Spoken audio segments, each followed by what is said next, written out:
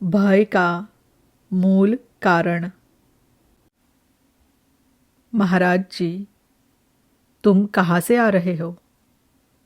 प्रश्नकर्ता, मूलतः तो मैं यूनाइटेड स्टेट्स का निवासी हूँ, परंतु मैं अधिकांश समय यूरोप में रहा करता हूँ। अभी कुछ दिनों पूर्व ही मैं भारत आया। मैं ऋषिकेश गया, जहाँ मैं 2 आश्रमों में रहा। मुझे ध्यान तथा प्राणायाम सिखाया गया। महाराज जी, तुम वहाँ कितने समय तक रहे? प्रश्नकर्ता, एक आश्रम में 8 दिन तथा दूसरे में 6 दिन। मैं वहाँ प्रसन्न नहीं था, अतः वहाँ से चल दिया। फिर 3 सप्ताह तक मैं तिब्बती लामाओं के साथ रहा, परंतु वे लोग अनेक सूत्रों, सिद्धांतों और विभिन्न कर्मकांडों में ही बुरी तरह व्यस्त और अटके हुए थे। महाराज जी, और इस सब का कुल प्रभाव क्या रहा? प्रश्नकर्ता, यह तो मानना ही होगा कि मेरी ऊर्जा में कुछ वृद्धि हुई, परंतु ऋषिकेश लौटने से पूर्व दक्षिण भारत के एक स्थान पुडुकोट्टई के एक प्राकृतिक चिकित्सालय में कुछ समय तक मैंने उपवास और सीमित आहार का प्रयोग किया। इससे मुझे अत्यंत लाभ हुआ। महाराज जी, संभव है कि तुम्हारी ऊर्जा में वृद्धि तुम्हारे अच्छे स्वास्थ्य के कारण रही हो। प्रश्नकर्ता, इस विषय में मैं ठीक से कुछ नहीं कह सकता, परंतु इन सब प्रयासों का परिणाम यह हुआ कि मेरे शरीर में अनेक स्थानों पर अग्नि की ज्वालाएं उठने लगी और मुझे ऐसे मंत्रोच्चार, ध्वनियाँ आदि सुनाई पड़ने लगे जो वस्तुतः कहीं नहीं थे। महाराज जी, और अब तुम किस ध्येय को संजोए हुए हो?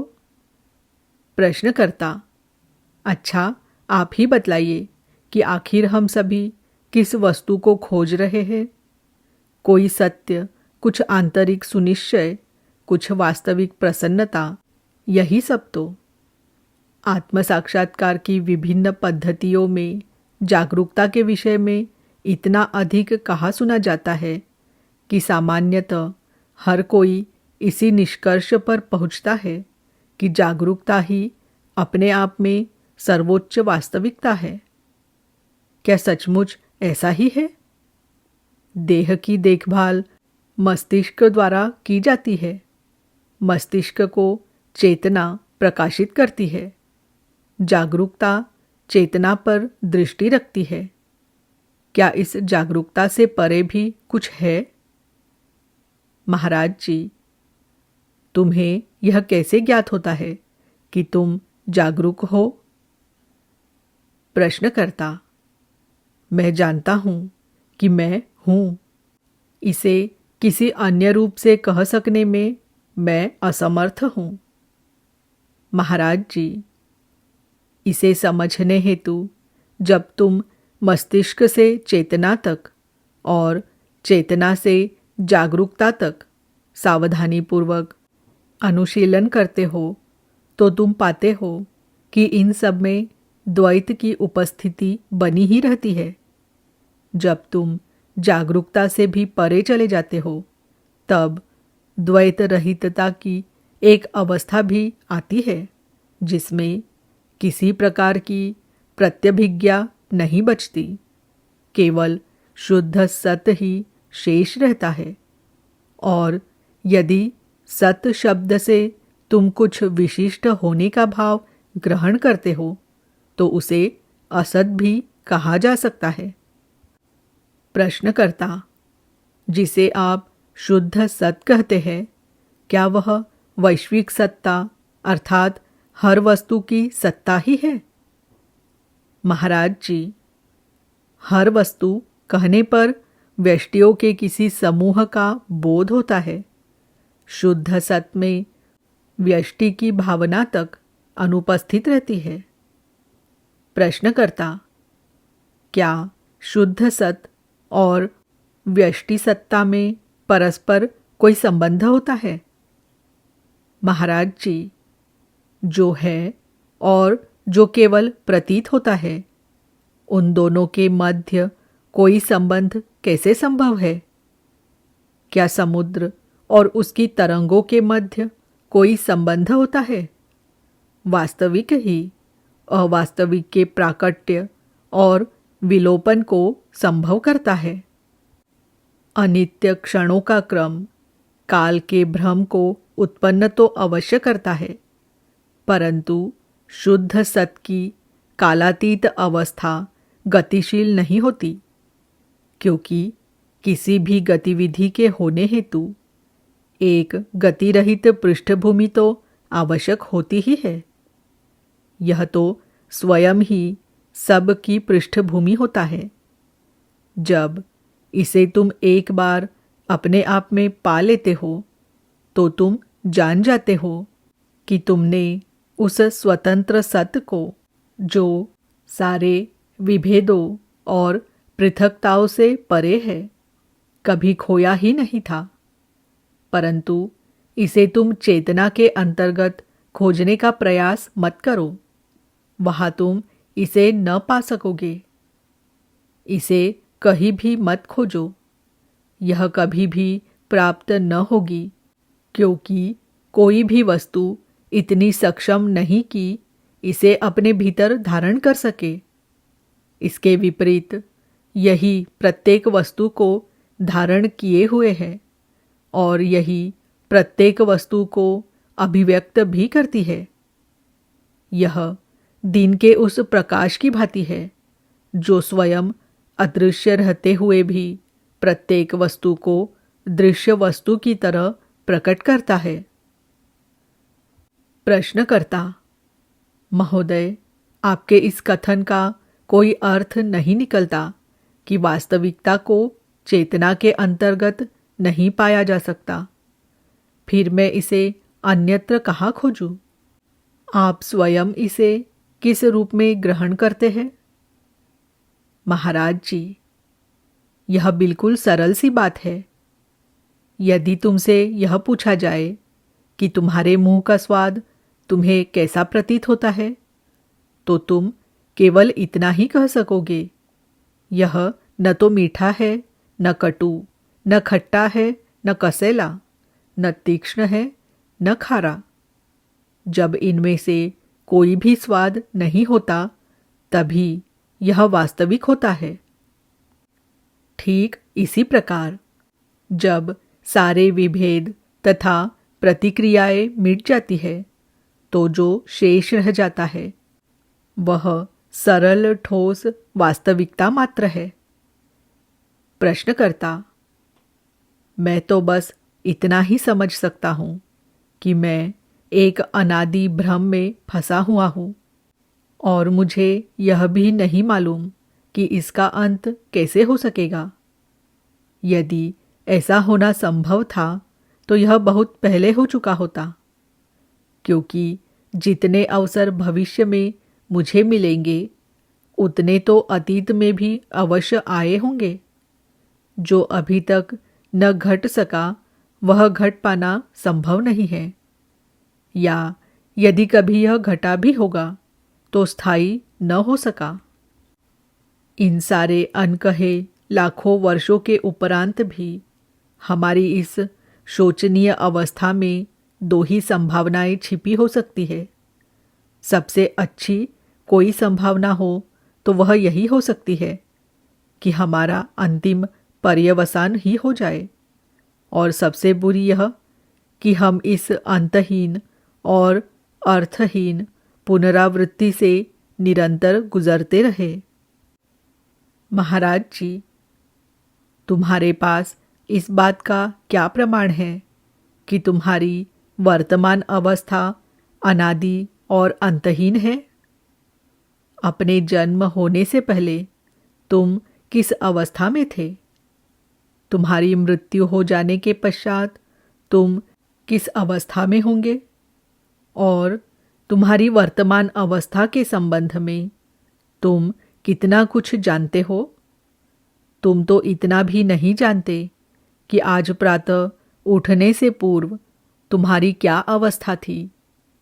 अपनी वर्तमान अवस्था के बारे में भी तुम उसके एक छोटे से हिस्से के ही बारे में जानते हो और उसे ही आधार बनाकर समस्त कालों और स्थानों के बारे में निष्कर्ष निकाल लेते हो।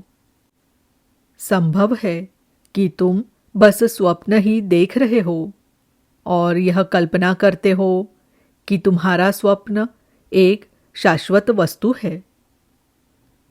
प्रश्नकर्ता, इसे एक स्वप्न कह देने से मेरी परिस्थिति में कोई परिवर्तन नहीं हो जाता। मैं अपना प्रश्न दोहराता हूँ। ऐसी कौन सी आशा अभी भी शेष है जिसे मेरे अतीत की शाश्वतता पूरा न कर सकी? मेरा भविष्य मेरे अतीत से क्यों कर भिन्न हो सकेगा? महाराज जी, तुम्हारी ज्वर युक्त अवस्था में तुम किसी अतीत और किसी भविष्य को प्रक्षेपित करते हो और उन्हें वास्तविक की तरह ग्रहण कर लेते हो। वस्तुतः तो तुम केवल वर्तमान क्षण को ही जानते हो। अतीत और भविष्य के विषय में प्रश्न करने की अपेक्षा जो अभी है उसकी परीक्षा क्यों नहीं करते? तुम्हारी वर्तमान अवस्था न तो अनादि है और न अंतहीन है। पलक झपकते ही यह विलीन हो जाती है।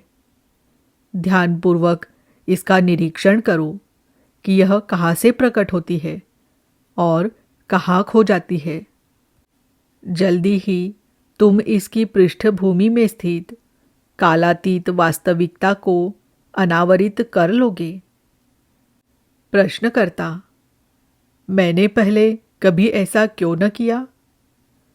महाराज जी, जिस प्रकार प्रत्येक तरंग सागर में विलीन होती है उसी प्रकार प्रत्येक क्षण भी अपने उद्गम की ओर लौट जाया करता है। साक्षात्कार का अर्थ है इस उद्गम का आविष्कार कर लेना और दृढ़तापूर्वक वही स्थिर रहना। प्रश्नकर्ता, यह आविष्कार कौन करता है? महाराज जी, मन ही यह आविष्कार करता है। प्रश्नकर्ता, क्या इसे अपने प्रश्नों के उत्तर मिल जाते हैं? महाराज जी, यह पाता है कि यह प्रश्नों से रहित हो गया और यह भी कि उत्तरों की आवश्यकता ही न रही। प्रश्नकर्ता, जन्म होना एक तथ्य है, मृत्यु एक अन्य तथ्य है। साक्षी उन्हें किस रूप में पाता है? महाराज जी, एक शिशु का जन्म हुआ, एक मनुष्य की मृत्यु हुई, बस समय की धारा में घटित घटनाओं के क्रम की तरह। प्रश्नकर्ता, क्या साक्षी किसी प्रकार की प्रगति करता है? क्या चैतन्य में कोई विकास होता है? महाराज जी, जिसे देखा जाता है, चैतन्य का प्रकाश जब उस पर सकेंद्रित हो जाता है तो वह अनेक परिवर्तनों से गुजर सकता है, पर जो वस्तु परिवर्तित होती है वह है विषय, न कि चैतन्य का प्रकाश। जैसे सूर्य के प्रकाश को ग्रहण कर पौधे बढ़ते हैं, परंतु स्वयं सूर्य नहीं बढ़ता। देह और साक्षी स्वतः तो गति रहित होते हैं, किंतु जब मन के अंतर्गत उन्हें एक साथ लाया जाता है तो वे दोनों ही गतिमान प्रतीत होने लगते हैं। प्रश्नकर्ता, जी हाँ, मैं समझ सकता हूँ कि केवल मैं हूँ ही एकमात्र गतिमान और परिवर्तनशील वस्तु होती है, पर क्या इस मैं हूँ की कोई आवश्यकता है भी?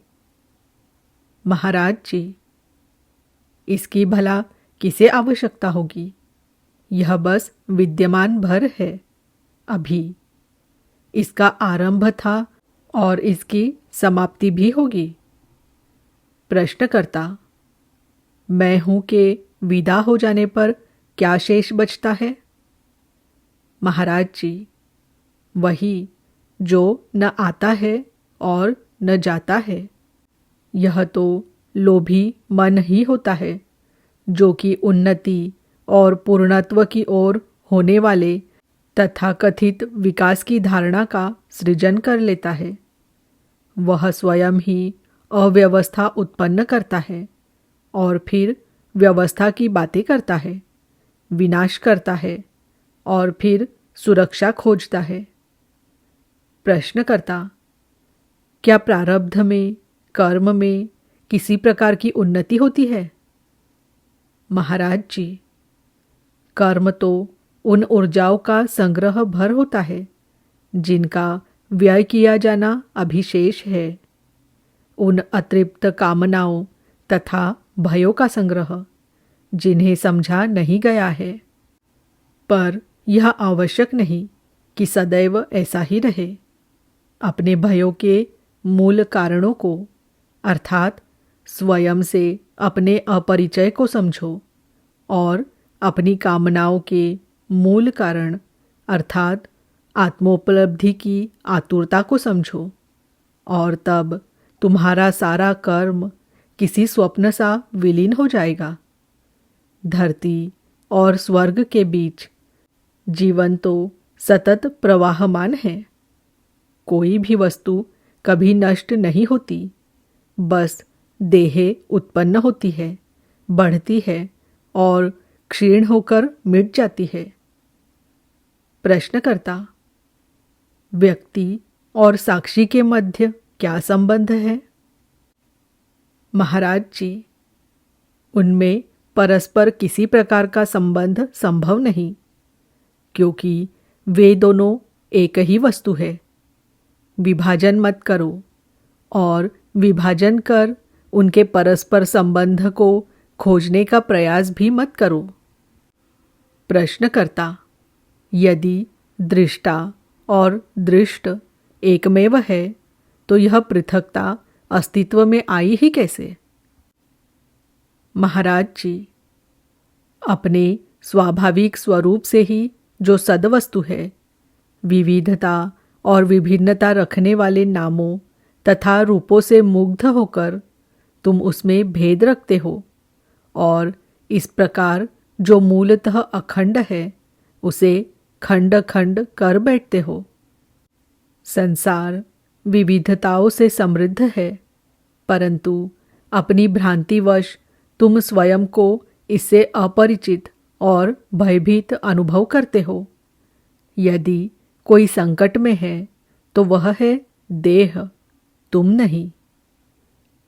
प्रश्नकर्ता, मैं देख सकता हूँ कि अपनी आत्मरक्षा हेतु पलायन की यह मूल प्रवृत्ति, जो कि जैव आचरणगत एक व्याकुलता ही होती है, कितने रूप धारण कर लेती है और मेरे विचारों और भावनाओं को प्रभावित कर यह उन्हें कैसे विरूपित कर देती है।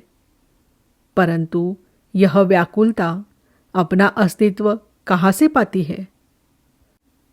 महाराज जी, यह मैं देह हूँ, इस विचार से उत्पन्न एक मानसिक अवस्था है। इसे मैं देह नहीं हूँ इस विपरीत विचार भावना के द्वारा हटाया जा सकता है। ये दोनों धारणाएं असत्य ही होती है, परंतु इनमें से एक अन्य का निरसन कर देती है। यह ठीक ठीक समझ लो कि कोई भी विचार तुम्हारा अपना नहीं होता, वे सभी बाहर से तुम्हारे भीतर आते हैं। यह सब तुमको स्वयं ही विवेकपूर्व सोचकर समझ लेना होगा। स्वयं ही अपने ध्यान का लक्ष्य बनो। अपने आप को समझने का प्रयास ही योग है। योगी बनो। अपना जीवन इस दिशा में अर्पित कर दो।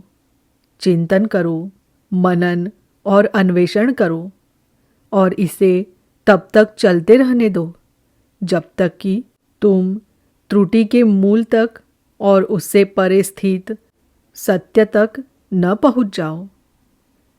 प्रश्नकर्ता, ध्यान प्रक्रिया में ध्यान कौन करता है, व्यक्ति या साक्षी?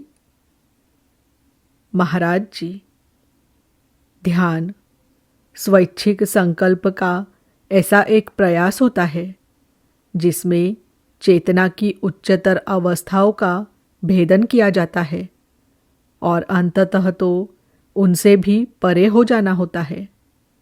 ध्यान की कला चित्त की एकाग्रता को निरंतर ही अपेक्षाकृत सूक्ष्मतर तलों तक ले जा सकने की पूर्ण क्षमता में समाई होती है, परंतु इस बीच पीछे चले गए तलों पर से अपनी पकड़ ढीली न हो, यह भी आवश्यक है।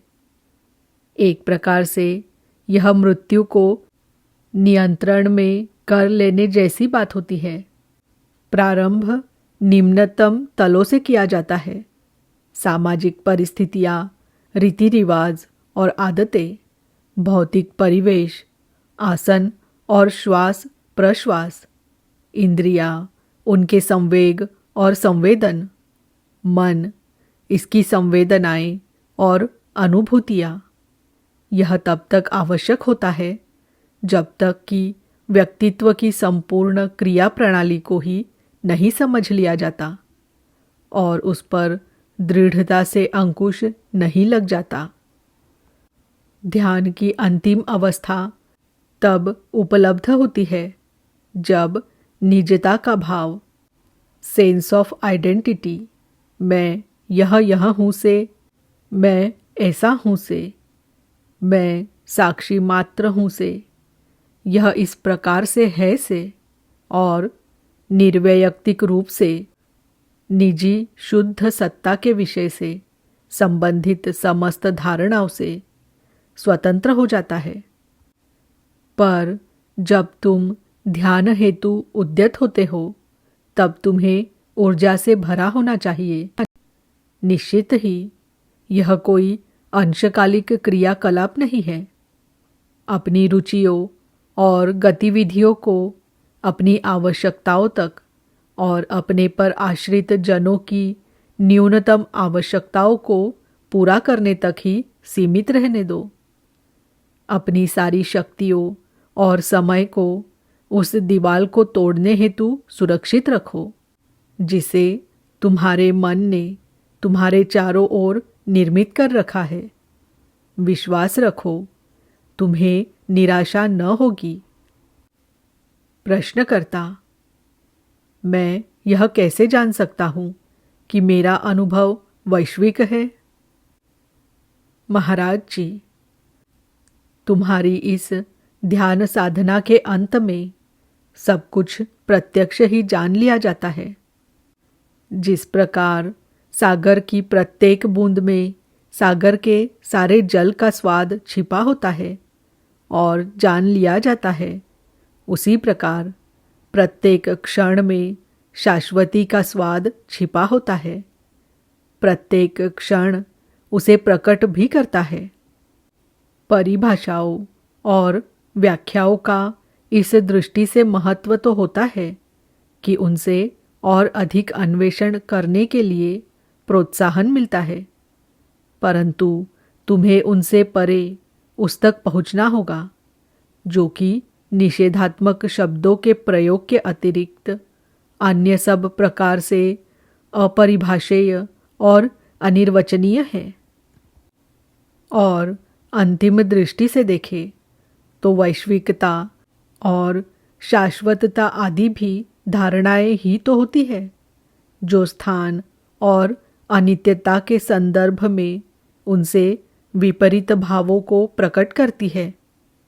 वास्तविकता न तो किसी भी प्रकार की कोई धारणा होती है और न यह किसी धारणा की अभिव्यक्ति है। धारणाओं से इसका कोई संबंध ही नहीं होता।